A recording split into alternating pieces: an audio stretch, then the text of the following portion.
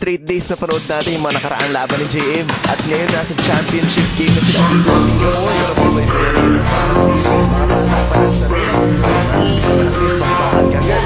Si JM ang ganda ng galaw speed move. Kaso hindi pa naman ulit ng ganyan. Pero dito na kami at dito na ulit yung liba. Tapos trampas. Hindi na makakuha ng ligdan guys. Grabe talaga yung asalito hanggang sa makakuha siya ng foul. Ang possession niya na. Dahil championship game to. Play si JM ang pasa. At dito, score sila.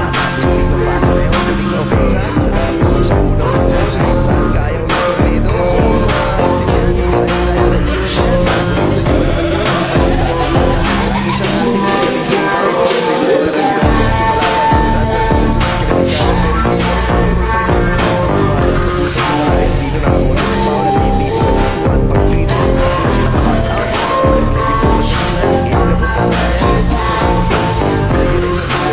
Tapos nung nag-dribble ni Pinasa yun na alam dito kaya sa tatay mo mapapagalitan ng mga natin next lang sa mapapanood natin pero maintindihan natin kung bakit ito si JM kailangan i-adjust na yung pinapagalitan to ito sunod hindi susunod o kaya mapapasa na maganda ngayon na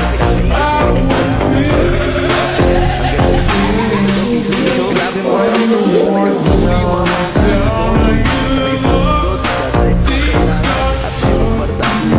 mapapansin natin na yung lakas niya sa kainan niya napasunan sa gitna at dito na wala sa kanya pero nakapasa pa rin ang ganda kaya nakasuot na pati yung kape niya kasi ulit yung depensa ang ganda ng floater pero hindi pumasok pero ang ganda ulit yung bigo nila galing kung tayo mahihirapan yung kailangan ito na sundan change yung bola kanina na naman fast break naman at pakita na naman natin yung lupit na handles nito may advantage na wala yung sunset nakikita niya side step ko attention sa kaibigan pass at dito na naman sa big man magtatapos ang galaw yung ginawa niya dito fake pass tapos biglang humang time kakanood niya kay Gresham mo